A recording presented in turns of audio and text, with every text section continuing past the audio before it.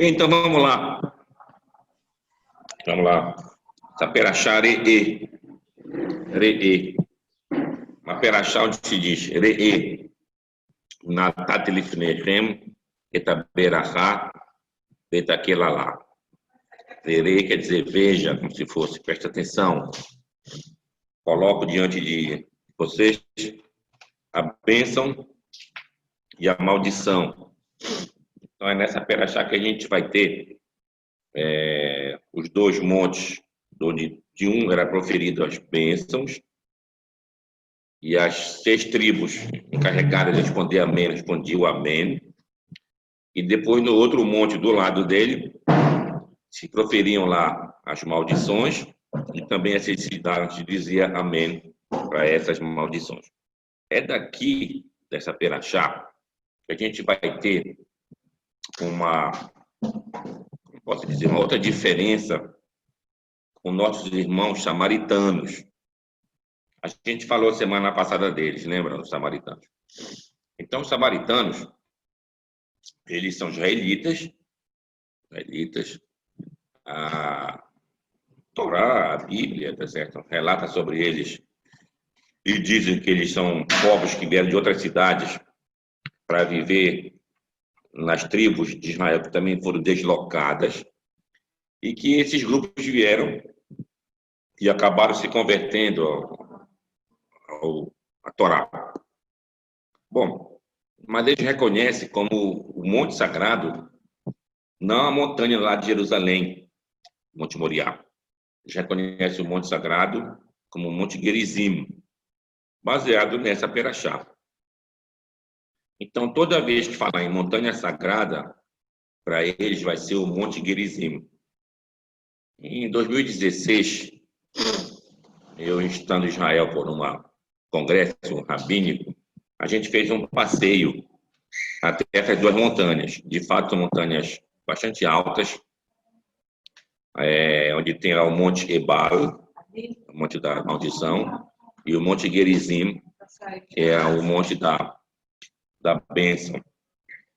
E cada um fica em frente do outro. Bom, hoje dá para ver lá embaixo a cidade de Shechem. Shechem. Tchau, querido. Que é chamada em português de Nablus. Nablus. Nablus é o nome árabe. Mas, pesquisando um pouco, o que é esse nome árabe, Nablus? Parece um nome assim diferente, né? Nablus. Nablus é porque na língua árabe não se tem o fonema P. P de Pará, P de Paysandu, não tem a letra P. Então, tudo ele é B. Eu moro no estado do Pará, São Paulo, tudo é B. Então, Nablus é com P, é Nápoles. Nápoles é Nápoles. Nápoles, aquela cidade lá na Itália, é o mesmo que Neópolis, quer dizer neo, nova, polis, cidade, cidade nova. Olha como uma coisa, parece uma coisa diferente, né? Nápoles, parece um nome diferente. Nada, é um nome que está em grego, quem usa aqui no Brasil também. Vários lugares se chamam de Neópolis. Porque fizeram uma nova cidade, onde era a antiga cidade de Shomron, da Samaria. Bem, então eles consideram isso. Toda vez que pegar uma Torá samaritana, ela é quase igual à nossa Torá, mas toda vez que falar de monte, da montanha de Deus vai ser o Monte Gerizim. Monte Gerizim. Inclusive, nos 10 mandamentos que consta da Torá, a Torá samaritana está agregada essa parte aí do Monte Gerizim. Isso é uma diferença. Bem, depois nós temos toda a situação. Vamos pegar aqui a parte das festividades. Depois entre outros assuntos, das festividades. Então, temos nas festividades, as mais famosas, Pessah, Shavuot e Sukkot, são as 3 festividades da peregrinação que deveríamos ir até Jerusalém. E em relação a Pessah, aqui é o ponto que eu quero esmiuçar.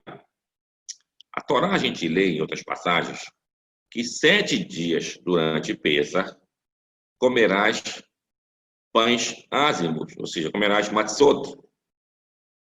Mas nesta perachá, vocês vão ler o outro versículo mais adiante, vai falar assim, 6 dias comerás pães ázimos, e no 7º será dia de convocação, será dia de descanso.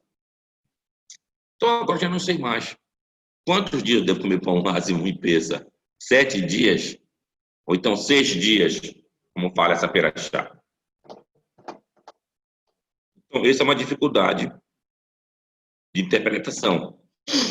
Daí que a gente vai ter, quem pegar o meu Sidur, Ner Shabbat, na página número 99, se eu não me engano, 99, tem ali, Ribi Ismael Omer. Ribi Ismael diz, com 13 princípios, ou com 13 regras, que faz uma interpretação da Torá. Então, ele vai esmiuçar essas 13 regras de interpretação. Numa delas, ele diz, de uma inferência do particular, não só o particular fica diferente, como também todo o geral fica diferente. Então, aplicando nessa própria perachá. Ora, o termo geral, em relação a Pêssar, é 7 dias comerás pães ázimos. Aí vem essa perachá, disse não, excluiu o 7º. 6 dias comerás pães ázimos, e no 7º dia convocação, mas não te obrigou a comer pão ázimo no 7º dia.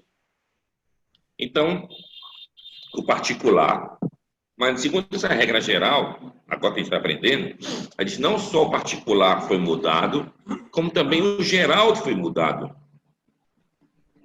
Então, segundo essa regra que a gente está aplicando, a gente está aprendendo que em Pêssar eu fico, olha bem a expressão, desobrigado, olha bem, desobrigado de comer a matzá.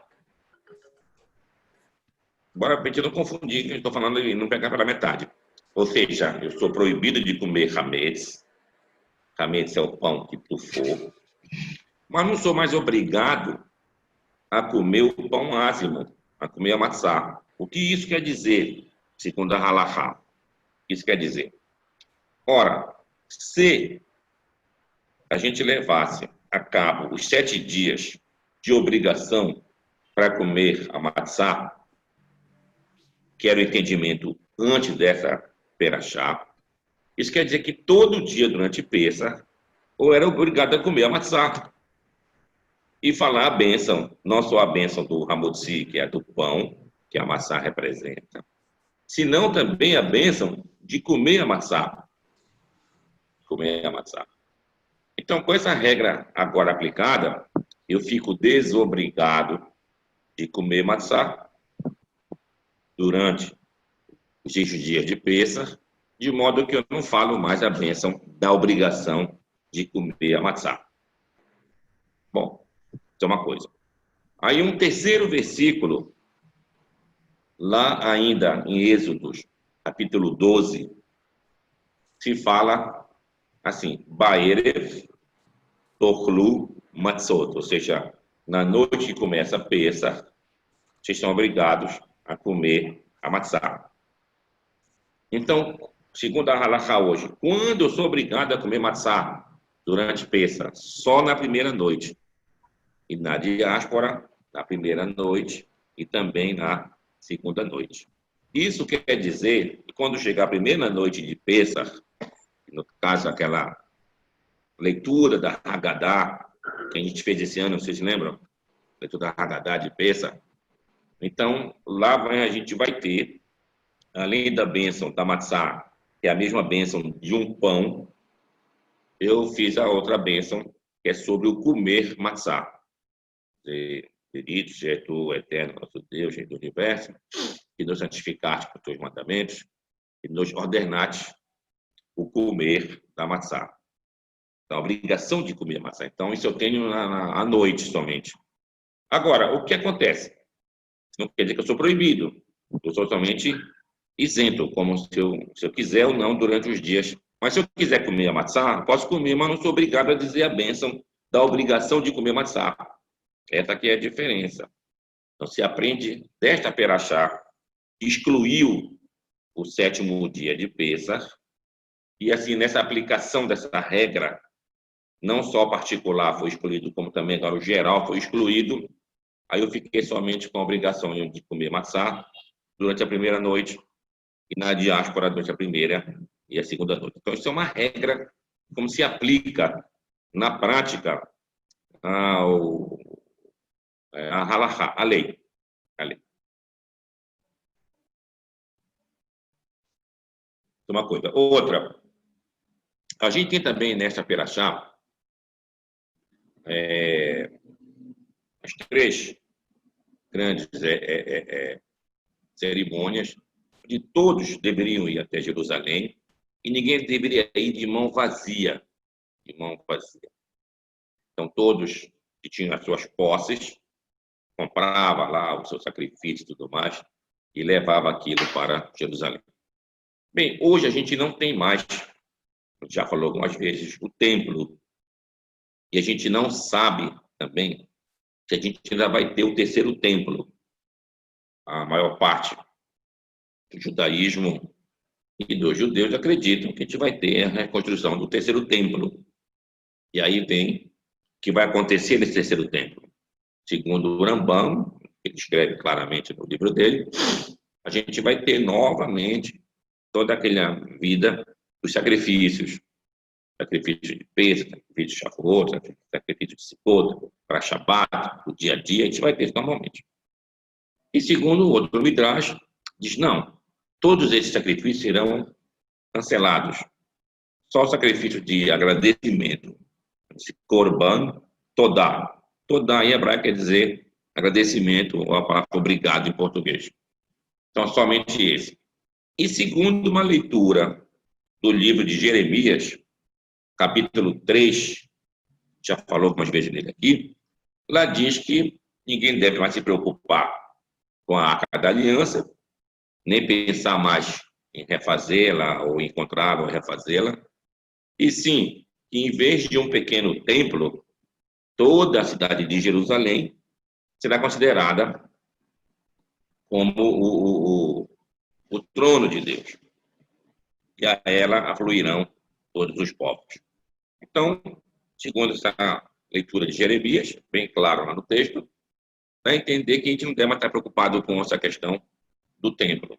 O que a gente não escuta quase isso. A maioria, todo mundo diz, não, vai ter que construir o templo, tem que destruir lá aquela mesquita que está lá, aquele domo da rocha. Eu me lembro em Israel, na década de 80, quando eu estava lá numa certa estivá, uns alunos, tá certo, foram até presos. Eles estavam montando, como posso dizer, uma bomba. E o objetivo era atingir lá aquele domo da rocha. Então, isso gera confusão, problema, mas é uma questão de entendimento do texto.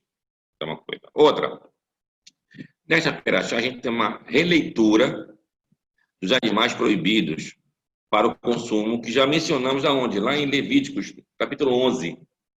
Lá tem aquela lista de animais proibidos.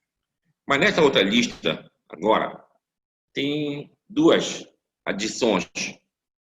Uma está entre as aves e uma outra entre os animais que são mencionados claramente. Por exemplo, tem uma regra geral. Todo animal que não é ruminante, aquele que engole, rumina para depois engolir de vez, e que não tem a pata fendida em duas partes. Então, desses animais que não estão nessa regra, ela menciona eles claramente. Tem o camelo, tem a lebre, que é um tipo de coelho, e outro animal chamado irax, que é um tipo de coelho também. E o porco, já que esses animais, dos dois sinais, eles só não têm um. Ou ele é ruminante, mas não tem a pata fendida em dois, ou tem a pata fendida em dois, mas não é ruminante. No caso, o porco. O porco apresenta as patas dele em dois, mas ele não é ruminante. Mas nessa perachá, se fala sobre um outro animal, chamado Xesuá. Para vocês lerem agora a perachá de novo, procurem lá o Xesuá. Entre os animais proibidos. Tem o Xesuá. Bom, os sábios se debateram o que é o Xesuá. O que é o animal Xesuá? Bom, alguns dizem que Xesuá seria, além dos animais proibidos, ele está colocando o feto que está dentro desse animal. É uma ideia. Mas a outra ideia, esse Xesuá seria um outro animal, outro animal, outro animal. E qual animal seria? Então eles dizem, assim como a lebre e o coelho são mencionados os dois como se fossem dois distintos, mas é da mesma família. Ah, então sabe, aqui também está sendo falado do camelo e de um parente do camelo. De um parente do camelo.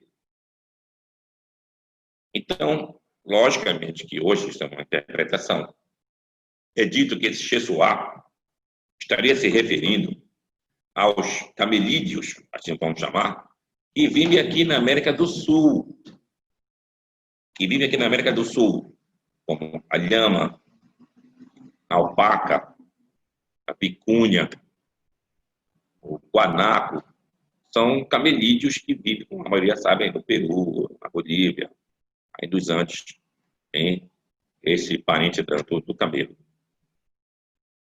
Então a gente fica assim, tá, mas se de fato são esses animais aqui, como é que o Moshe, lá no deserto do Sinai, há 3, 4 mil anos atrás, ia saber que ia ter um animal para cá, onde não tinha nem sido descoberto ainda essas terras para cá, tem um animal lá de frente do camelo. Aí também é proibido. Aí é o Xesuá. Então daqui a gente está vendo. E duas coisas ainda.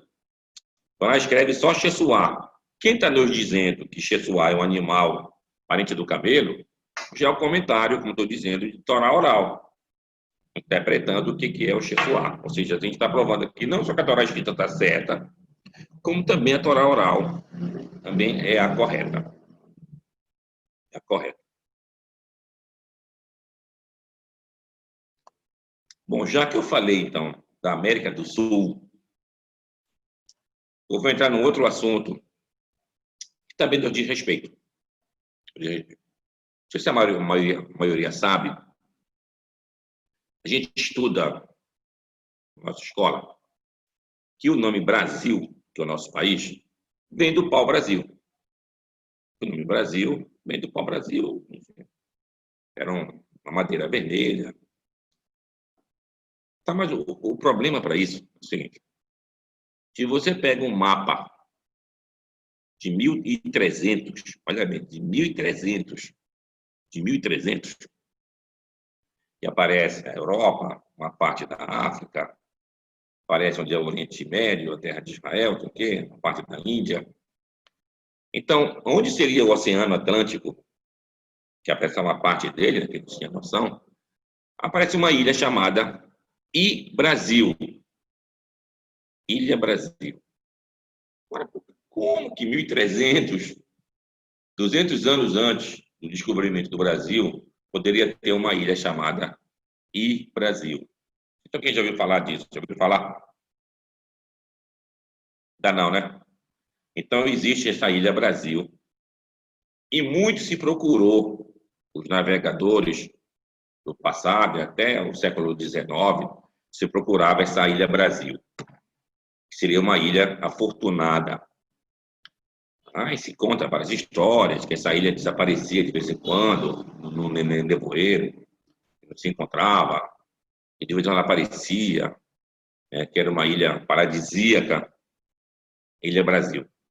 Então eu perguntei, mas qual é a relação da Ilha Brasil, que era procurada, com o nosso Brasil? Nosso Brasil. Bom, muitos dizem, basta você procurar na Wikipédia, que não tem relação. Era uma coisa da Ilha Brasil, foi o Brasil daqui. Mas outros dizem que não. Tem sim relação. Portugal mesmo ficou à procura dessa Ilha Brasil. E então é dito que o Fernando de Noronha, que ficou com aquela ilha de Noronha, que era um cristão novo, que era um judeu, ele recebeu isso daí. E ele que disse, não, esse lugar que estão falando é a Ilha Brasil, que a gente está procurando há muito tempo, se encontra nessas terras. Então, ele acabou dando a ideia para mudar o nome, que era Terra de Veracruz, depois Terra de Santa Cruz, e deu um nome menos cristianizado, voltando ao Brasil. Bom, então aqui a pergunta agora vai mais longe. Se essa Ilha Brasil já existia antes do Brasil e não tem a ver com pau-brasil, agora que vem a pergunta. De onde vem esse nome Brasil? E Brasil, de onde vem? Se você for procurar pela internet, escreva assim, H-Y-I, e depois Brasil, geralmente com Z. R-A-Z-L. I, Brasil.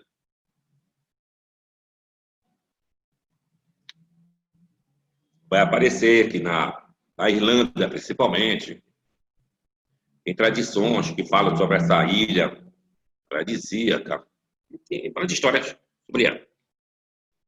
E Brasil. Mas vou chegar onde eu quero chegar. Eu uma história dessa, Brasil. Bom, a gente sabe que os cananeus do passado, eles faziam viagens pelo mundo. Os cananeus são chamados pelos gregos de fenícios. Assim a gente conhece aqui no Brasil aos fenícios. Fenícios eram cananeus. Cananeus. De Canaã, terra de Canaã, que compreendia a terra de Israel e também o Líbano. Tanto é prova que a gente vê na Perachá de Devarim no começo, quando Moshe fica diante da terra, ele vê o monte e vê o Líbano, vê a Lebanon. Então, Lebanon fazia parte da terra de Israel. O que é Lebanon? Lebanon é a palavra Lavan quer dizer branco, aqueles montes brancos por causa da neve, logicamente. Bom, então os cananeus viajavam e a palavra cananeu, Kenani, ou então Kenaan, o que quer dizer esse nome Kenaan? A gente botar também na internet, na Wikipédia, o nome Kenaan, não se tem uma tradução correta para esse nome. Mas, agora, dos meus estudos, o que é Kenaan? Kenaan é um verbo em hebraico que quer dizer o mesmo que conquistar, lerarnia, conquistar algo, ou então até submeter algo ao meu poder. Os cananeus não eram conquistadores. Sim, não eram conquistadores no sentido de oprimir outros povos. Mas eram conquistadores de quê? De riquezas, de mercadorias. É como a gente fala hoje, as minhas conquistas pessoais, o que eu ganho. Então, isso é o nome deles. Então, era o primeiro povo, e por muitos anos o único povo que fazia esse tipo de trabalho. Saiu pelos mares, aí eles fundaram a cidade de Cartago, no norte da África. O que é Cartago? O nome Cartago. O nome Cartago é um nome semita, parecido com o hebraico, e quer dizer, sabe o quê? Essas coisas é incrível. Carta, em aramaico, criar, em hebraico, quer dizer cidade. Carta, cidade. Hadet, em aramaico, mesmo que Hadash, em hebraico. Criar Hadash, cidade nova. Fizeram uma cidade nova. Aonde? Lá no norte da África. Então, que as guerras púnicas, a gente lê sobre entre Roma e os cartagineses, eram guerras por conquistas. Aí tem o Aníbal Barca, os nomes famosos dos cartagineses. O que é Aníbal? Aníbal é o nome também semita. Hani, o mesmo que Hanan, quer dizer a graça. Hannibal, a graça do deus Baal. Barca é o mesmo que Barak. Não tem aquele político israelense, Ehud Barak. Barak quer dizer o relâmpago. Era o nome de um grande guerreiro. E de Cartago, eles faziam grandes viagens ultrapassando as colunas de Hércules, onde termina ali a África e começa a Espanha, tem ali o Estreito de Gibraltar, uma montanha desse lado e a montanha do outro, chamada de colunas de Hércules. Então, ultrapassava isso, estava no Oceano Atlântico. Então, eles iam para o norte e chegaram até onde hoje seria a Inglaterra, e outros, como Hanun, é o nome de outro viajante cartaginês, ele desceu pela costa da África. Pela costa da África. Segundo alguns, foi até o Senegal e outros lugares mais na África. E outros dizem que até ele atravessou e pode ter chegado aqui também pela América. Mas isso aí é uma especulação. Mas o fato é que esses povos, esse povo, no caso, os cartagineses, que eram os cananeus, faziam essas viagens. E chegaram, então, até onde era a Inglaterra hoje. E como era conhecida essa Inglaterra? Era conhecida como a Ilha do Estânio, porque lá se produzia o estânio. O estânio era uma qualidade muito melhor do que o bronze. E esses mercadores cananeus, não querendo concorrência com os gregos, dizem, não, é difícil chegar lá, cara, muito difícil chegar lá. É envolto, que não tem como chegar lá. Então, vários outros historiadores gregos, como Heródoto, Estrabão, mencionaram essas ilhas, vocês podem procurar aí pela internet, chamada Cassitérides. Cassitérides. Da cassiterita, que é uma qualidade desse bronze, quando se faz esse bronze. Então, agora, a gente tinha também a Ilha do Estânio e tinha também a Ilha do Ferro. Ilha do Ferro. E como era chamada essa Ilha do Estânio? Em cananeu, ou seja, em hebraico. Aqui que a gente vai chegar. Ilha do Estânio, que se refere, hoje seria a Inglaterra, ilha em hebraico é I. I é ilha. Estânio, Bedil, I Bedil. Então, a Ilha do Estânio era I Bedil. E a Ilha do Ferro? I Brasil. Impressionante. I Brasil. Como é ferro em hebraico? Barzel. Barzel, com E, é ferro em hebraico. Mas alguém pode dizer, mas Rabina, não é Barzel, é Brasil, com I. Sim, mas a gente não pode esquecer o que acontece na língua semita, onde o hebraico aplica a letra E, como, por exemplo, Israel, Ismael. Quando a gente fala uma outra língua semita, como no caso a língua árabe, por exemplo, eles falam Israel com I, Ismael com I. Aí também um Barzel, Barzil e Brasil, então é a terra do ferro. Então, olha de onde vem o nosso nome, de onde vem o nosso nome do nosso país aqui que a gente está vivendo. Cara. A gente estuda, pau-brasil, isso aqui, que história, cara. Então, tem muita coisa aí que, infelizmente, é ensinado cobrindo as histórias. Só hoje, com acesso à internet, mas por que não foi ensinado isso, cara? Por que não foi ensinado isso, cara? Antes de Cristóvão Colombo, em 1474, pode procurar pela internet também, Portugal já estava numa viagem junto com a Dinamarca, indo da Dinamarca até a Groenlândia, E segundo alguns, chegaram até a Terra Nova, onde hoje é lá no Canadá. Isso antes de Colombo. Então, isso não é ensinado, cara. Isso não é conhecimento de agora. Está aí nos livros. Então, tem muita coisa aí. Então, a gente vê que o nosso país, se de fato tem, aqui é uma especulação, né? Vieram aqui, aí vem aquela história que eu até contei num vídeo uma vez, que o rei Salomão mandava buscar o material para a construção do templo, viajava com os fenícios, com os cananeus, e demorava 3 anos a viagem. Assim está no livro lá de Crônicas Paralipômenos. 3 anos. Uma viagem de 3 anos. Então, já quem está especulando aqui de onde eram esses lugares, muitos dizem que eles vinham aqui no Brasil, aqui para a Amazônia, e aqui eles pegavam madeira, levavam lá para...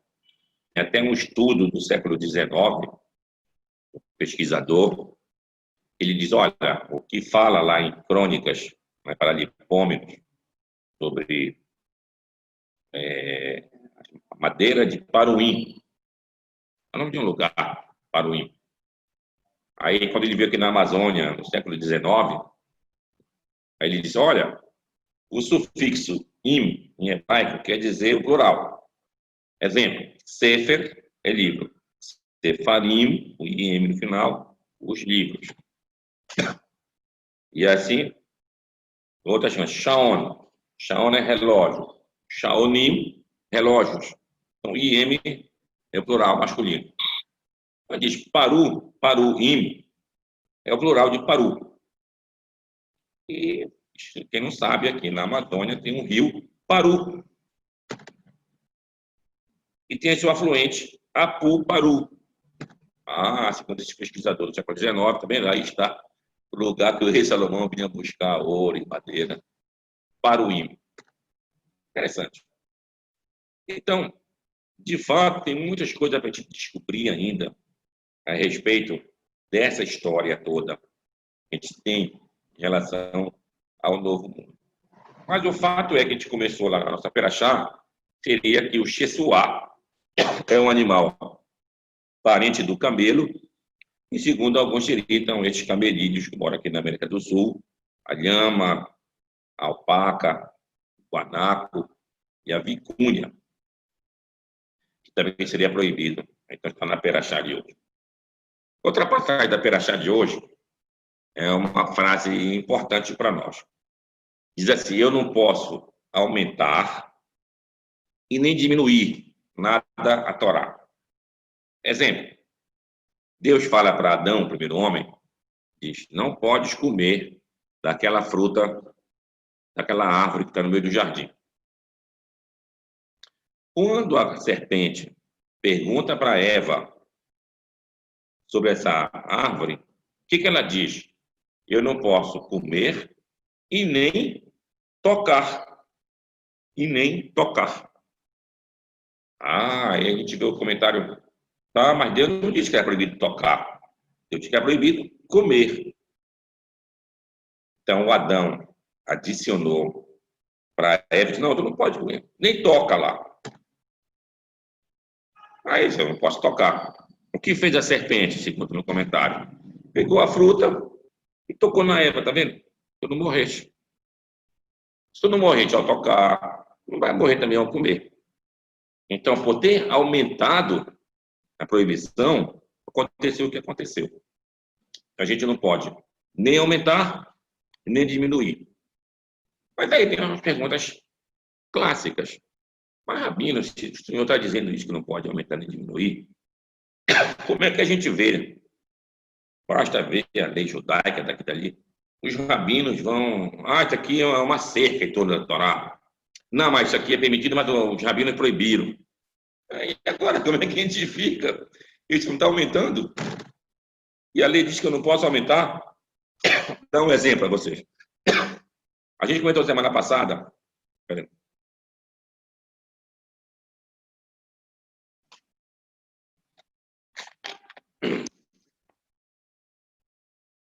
A gente comentou semana passada a respeito da bênção do pão, a bênção final do pão. Então, ela escreve, comerás, te fartarás e abençoarás o teu Deus. Então, quando eu devo fazer a bênção do pão, no final, quando eu comi, ficou satisfeito. Comi 4 pães. Agora eu vou fazer a bênção. Mas eu comi só um pedaço de pão. Não estou satisfeito. Então, pela Torá, não sou obrigado a fazer a bênção. Vieram os sábios. Não. Tá bom, pela Torá, tu estás isento de fazer a bênção. Mas expandiram, fizeram uma cerca, então, não, também é obrigado a fazer a bênção, mesmo se tu ingerir uma quantidade pequena de pão. Tu está aumentando. Não está aumentando? Então, como é que isso se coaduna, que os sábios estão falando, com o que está escrito na Torá, nessa perashá? Eu não posso nem aumentar nem diminuir. Bom, então é aqui que vem uma parte importante da Torá, para a gente entender. A Torá é o livro que está escrito. Bora tirar agora essas explicações que a gente vai ouvindo. Dá na mão de alguém, a Torá está aqui. Deixa eu cumprir isso daí. Alguém vai ter a capacidade de ler o texto da Torá e entender exatamente o que está escrito lá? Por exemplo, a gente acabou de falar ainda agora aqui sobre os 7 dias para comer o pão ázimo. E a Perachá veio e disse, 6 dias comerás pães ázimos. Ah, mas não era 7? Porque agora esse agora não sei mais, se é 7 ou se é 6. Então, como é que eu vou entender a lei? Aí quer dizer, para tu entender a lei, tem que ter um sábio que está te ensinando. Vou dar um outro exemplo para vocês entenderem. Chegou um pagão com Hillel. Hillel, aquele grande sábio. Disse, Hillel, me ensina a Torá. Poxa, eu quero a Torá verdadeira. Não, mas vocês falam aí de Torá oral, não sei o quê. Eu não quero isso. Quero uma Torá verdadeira. O que está escrito? Me ensina isso. Aí disse o sábio, tá bom. Acho que eu falei isso na aula de hebraico, mas eu vou repetir para vocês aqui. Está bom. Vem amanhã para a aula. Aí veio para começar pelo alfabeto. Ah, tá bom. Aí sentou lá, começou a Aleph, que é Bet, Gimel, Dalet. Ah, tá bom. Vem no dia seguinte. No dia seguinte, o pagão voltou de novo. Aí o sábio, onde estava escrito Aleph? Aqui não é Aleph, aqui é Gimel. Onde estava Dalet? Não, aqui é Bet. Aí o pagão está fazendo uma confusão na minha cabeça. Onde tu me disseste que era o Aleph, que era o Bet, Gimel, Dalet, agora está mudando? Aí disse ele para ele, como tu sabes que ontem eu estava certo e hoje não?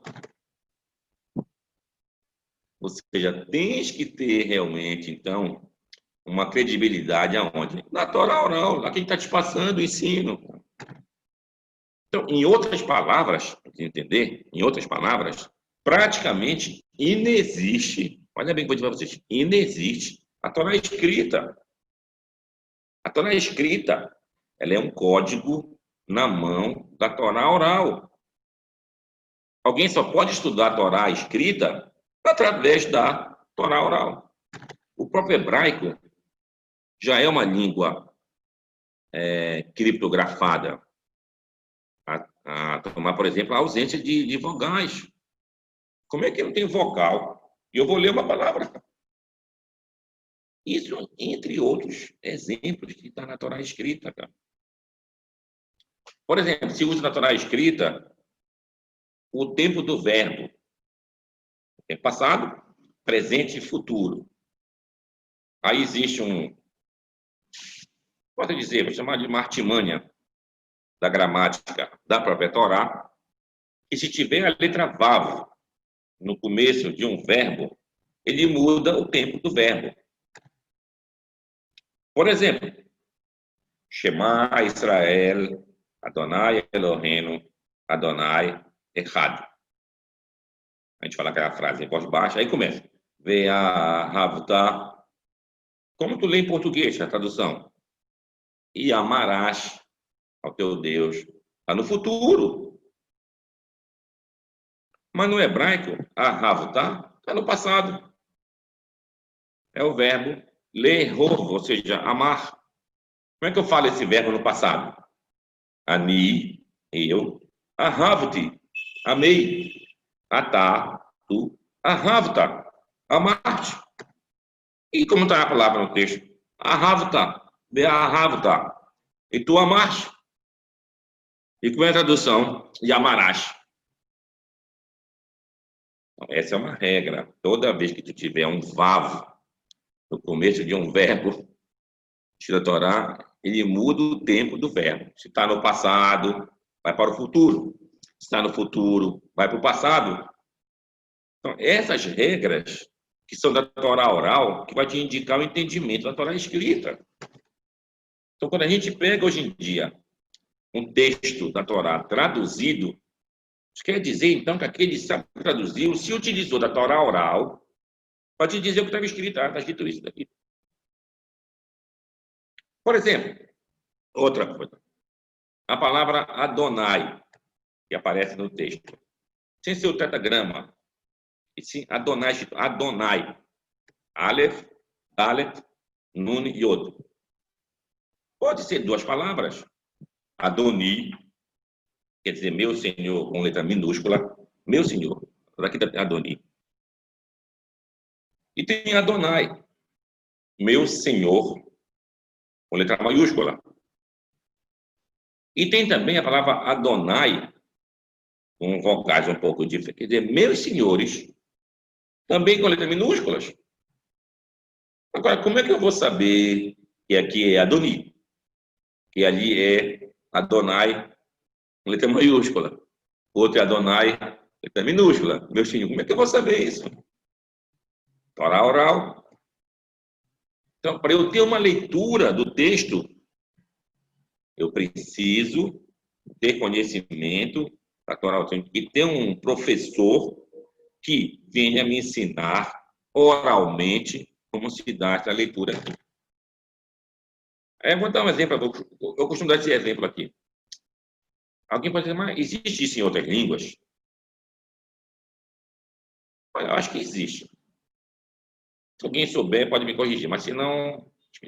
No português, temos a letra X. Letra X. Mas o X pode valer X de verdade. Pode valer Z. Pode valer S. E pode valer CS. O X verdadeiro. Enxame. Bom, é um X verdadeiro. Agora virou Z. Exemplo. Agora virou S. Próximo. Agora virou um CS. Táxi. Então a pergunta é: quando eu posso saber, sem ter a Torá oral, fazer uma leitura do X em português, cara? Digamos que o português fosse uma língua morta. Daqui a 1000 anos a gente estivesse falando português. E a gente tivesse as palavras escritas. Eu saberia dizer que enxame é com X que vale X de verdade? Que o exemplo não seria exemplo, e sim exemplo? Próximo, não próximo. Como é que eu saberia isso? Tinha que ter alguém que oralmente manteve isso. Não, em enxame o X de fato é X. Em exemplo, o X é Z. Em próximo, o X é S. E assim por diante. Então, isso é a Torá oral. Chama-se em hebraico transmissão exata do que se dá a pronúncia da língua. E, por conseguinte, o conhecimento da escrita hebraica. Então, voltando ao nosso texto agora, lá no, que eu não posso nem aumentar e nem diminuir. O que eu não posso aumentar? Não é no que está escrito. Não posso aumentar a Torá que os sábios estão me ensinando.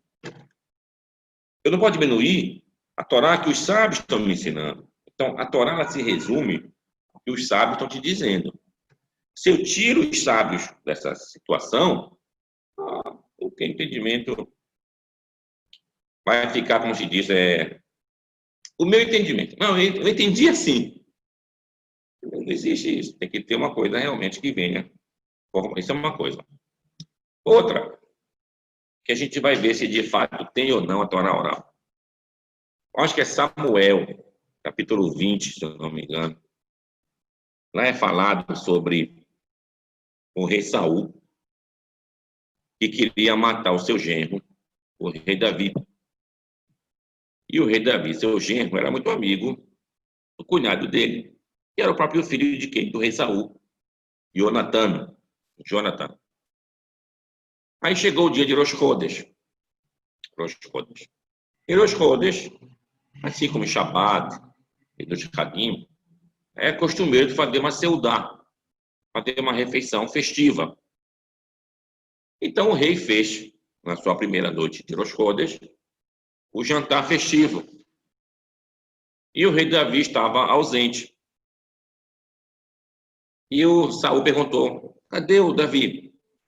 O Jonathan, que não, papai, ele teve que sair, foi para casa da família dele, lá em Belém, lá em Betlehem. Aí o Saul ficou calmo. Quando chegou na segunda noite, de novo, o rei Davi não estava lá. E cadê o Davi? Ah, papai não pôde vir. Aí o rei Saul, com raiva, pegou a sua lança e jogou no seu próprio filho. Já disse: filho da rebelde, não acaba perdendo o teu reino para o teu cunhado. Mas aí, essa história eu estou relatando para chegar na pergunta para a gente entender a Torá oral. Ora, quando tu ler essa perachá e nas outras, que falam sobre as festividades, fala-se sobre o começo do mês, em hebraico Rosh Chodesh. Quando acontece o Rosh Chodesh? Quando acontece o Rosh Chodesh? Bom, os calendários, nós temos o calendário, por exemplo, o calendário Maia, aqui da América. O calendário Maia é dito que cada mês tem 28 dias e o ano tem 13 meses. Então, 13 meses, 13 vezes 28 dias, vai dar praticamente o ano que a gente conhece, 364 dias. Pelo calendário gregoriano, calendário comum, não, se segue só o ano solar. E ninguém segue a lua. A lua acontece em cada período aqui, não faz parte do cálculo interno do calendário. Pelo calendário islâmico, muçulmano, eles seguem só a lua, não seguem o calendário solar. Pelo calendário hebraico, a gente segue as duas coisas. Tem que seguir o calendário solar e também tem que seguir o calendário lunar. Só que uma coisa não bate com a outra. Uma coisa não bate com a outra. Exemplo, a Terra está aqui. A Lua dá aquela volta em toda a Terra. Em quanto tempo a volta da Terra? Em 29 dias e 12 horas. E mais 44 minutos. E mais alguns segundos. Então, se você pega essa volta da Lua em torno da Terra, 29 dias e 12 horas, é 29,5 e meio. Multiplica por 12. 29,5 vezes 12 dá 355. Então, não completa o ano solar. Fica faltando 10 dias para se completar o ano solar. A palavra ano em hebraico é a palavra Shana. Shana é ano. Bora ver quanto vale em valor numérico. Shin vale 300. O Nun vale 50. E o Re vale 5. 355. Então, esse é um ano lunar. Bom, mas a Torá diz, está lendo, quando é que deve acontecer a festividade de Pêssar? Fala claramente, na época da primavera. Ora, se a cada ano eu perco 10 dias, eu vou me atrasando 10 dias, vai chegar um momento que o Pêssar não vai cair mais na primavera, vai cair no inverno. E depois, mais para trás, vai cair no outono. Depois, mais para trás, vai cair no verão. Então, descumprir a Torá está dizendo. Pêssar é no meio da primavera. Então, como é que eu faço isso? A Torá escrita não me diz, cara. Como é que eu devo fazer para que eu tenha um ano baseado na Lua, o mês é lunar, mas tenho que ter também as estações do ano, que é calculado no ano solar. Aí é que vem, então, a cada ano de perde 10 dias, em 2 anos já perdi 20 dias. Em 3 anos, perdi 30 dias. Então, para eu não colocar Pêssar fora da primavera, Depois desses 3 anos, eu adiciono um mês a mais no calendário. É o ano bissexto. O que é bi? Bi é duas vezes. Sexto, o sexto mês eu faço ele 2 vezes. É o, no hebraico, Adar 1 e o Adar 2, que é o sexto mês. E aí eu jogo novamente. O Pêssego continua sempre sendo na primavera. Por exemplo, se for pelo calendário como que tiver aqui, ele começa dia 20 de abril. No outro mês vai ser dia 10 de abril. No outro mês vai ser dia 30 de março.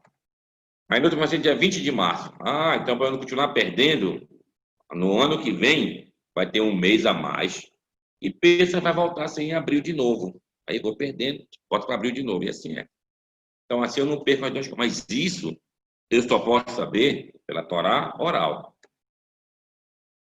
Então, eu tenho que ter a Torá oral na minha mão, eu tenho que ter o que os sábios estão me dizendo, para poder eu entender. Então, o que a gente naquela frase lá, eu não posso acrescentar e nem diminuir, não é que não está escrito, não é isso. Não posso aumentar o que os sábios estão dizendo. Por exemplo, os sábios disseram que vai ter um mês a mais nesse ano. Aí eu vou fazer 2 meses a mais? Não, eu estou aumentando. Então, vai ter um mês a mais, eu não boto nenhum mês a mais. Estou diminuindo. Então, o que eu não posso modificar é o que os sábios estão dizendo em cima da Torá. Então, a Torá é dinâmica nesse sentido. Que, o que dá o dinamismo que está escrito na Torá lá, é justamente todo esse cabedal de explicações que a gente tem em torno da lei. Lembram que eu falei sobre a palavra explicação do hebraico? O que é a palavra explicação? Explicação é a palavra perush, da palavra perachá. P, a letra P, resh e o shin. E essa palavra aqui é uma palavra importantíssima para você entender o significado do que ela quer dizer. Perush, que é a explicação, é aquilo que sai do texto. Eu tenho um texto aqui, mas o que eu tiro dele? Essa é a explicação. Essa que é a parte importante. A maioria deve ter lido aquela passagem que fala da subida do profeta Elias aos céus. Ele subiu numa tempestade, no turbilhão, e é dito que o profeta, discípulo dele, Elisha, ou então o nome em português, Eliseu, pediu algumas coisas, aí disse o profeta, se tu tiveres mérito de me olhar essa minha subida, é sinal que tu vai receber o que tu estás pedindo. Ele pedia em dobro a força espiritual do profeta Elias. E quando ele viu o profeta subindo, aí ele disse uma frase, Avi, Rehev, Israel, o Farachava. Em português, meu pai, carro de Israel e seus cavaleiros. Pô, é uma frase que a gente fica vendo. A pergunta é, está destoando um pouco aqui? Se o profeta, que era o mestre dele, fosse um mestre de lutas, como acontece na cultura chinesa, japonesa, etc. Ah, tá bom, é mestre de luta, está me ensinando a lutar em embates corporal, daqui e dali. Não é o caso. Aqui a gente está fazendo uma questão de estudos da Torá, de elevação espiritual. O que é meu pai, carro de Israel e seus cavaleiros? E quer dizer essa frase, cara? Essa frase ela é bem emblemática para nos indicar o que a gente está falando aqui. Avi, meu pai, é de fato uma referência ao mestre, é de todo aquele que ensina algo a alguém, está fazendo o papel de pai, mas como assim de pai? Porque o pai biológico me traz para esse mundo aqui. Mas o pai que ensina, aquela pessoa que ensina, quer me levar para o outro mundo lá, quer me dar o lamabá. O sentido é esse. Então, Avi, meu pai. Reche de Israel, para achar carro de Israel e seus cavaleiros. Aqui que a gente vai entender novamente. A palavra carro de Israel e a palavra cavaleiros. Bom, bora para o dos cavaleiros. O Farachav. Farachav, da palavra Farash, ou então Parash. Parash tem a ver com Perachá, tem a ver com Perus. É a mesma coisa do que tirar, muita gente falou, lembra? Tirar, sair, aquilo que sai. Então, a gente vê, ele está se referindo aqui, realmente são as explicações, o que sai daquilo ali. Então, explicações. E qual é a relação com o cavaleiro? Bom, a relação com o cavaleiro é só a questão da etimologia da palavra. Que os cavaleiros saíam na frente da infantaria. Então, é os que saíam. Então, isso no hebraico é a mesma coisa, a palavra farash. Então, o profeta era aquele que ensinava, que tirava as conclusões, as interpretações para o seu discípulo e para seus discípulos, chamado Benei Haneviim, os filhos dos profetas, entre aspas, são seus alunos. Isso é que faz a Torá realmente ter algo vivo e de geração em geração. Ela não é uma língua morta, não é uma letra morta, muito pelo contrário, te indica justamente essa questão de você poder se comunicar, poder discutir. Ela está sempre atual, está sempre atual. Então, é isso que fala essa frase aí. Eu não posso nem aumentar e nem diminuir sobre o quê? As palavras dos sábios. Eu vou terminar o meu comentário falando sobre de uma lei atual. De uma lei atual. Bem, na lei atual, que tem a ver com a Perachá de hoje também, se fala sobre o ano sabático. O ano sabático. E quando chegava no ano do jubileu, que era 7 vezes 7, 49º, era o ano do jubileu. E aí se jubilava muitas coisas, inclusive as dívidas. Inclusive as dívidas. Se emprestavam dinheiro a alguém, chegava nesse ano, o devedor estava livre de pagar o credor. Uma coisa boa? Parece que sim. Mas, em compensação, depois dos credores, também não queriam mais emprestar seu dinheiro. Cara.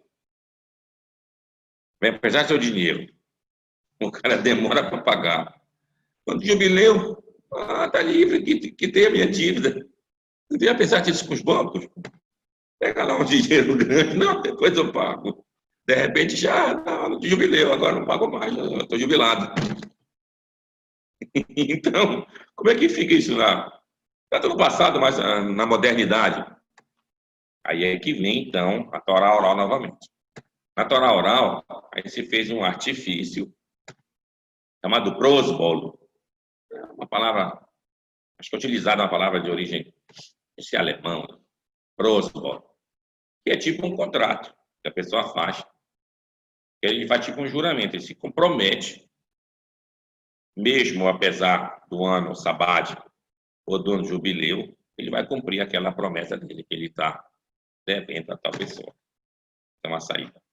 Outra, tem a questão do divórcio. Então, ela escreve, Bekatavlar Sefer Keritud. O marido vai escrever para a mulher o livro, tá certo? O texto de separação.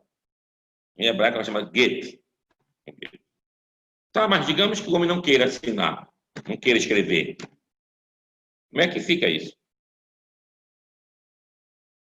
Então, o tribunal, hoje em dia, ele tem a força, digamos assim, de forçar aquele homem a fazer o divórcio daquela mulher. A mulher pleiteia o divórcio no tribunal. Aí quem tem que assinar é o homem. Essa é uma dificuldade de halachá. Então, no mundo moderno, o tribunal vê uma situação, ele tem um poder sobre aquele homem lá para poder assinar o documento. Então, essas várias situações que às vezes, pela lei, a gente pode ficar numa situação complicada, ela tem que ter mecanismo próprio para resolver aquele problema lá. Então, já que eu estou na falta de um minuto, deixa eu falar mais duas coisas. Lembra que eu falei em aquela história do Adão, que ele foi aumentar para Eva, dizendo que não pode comer nem tocar o que aconteceu?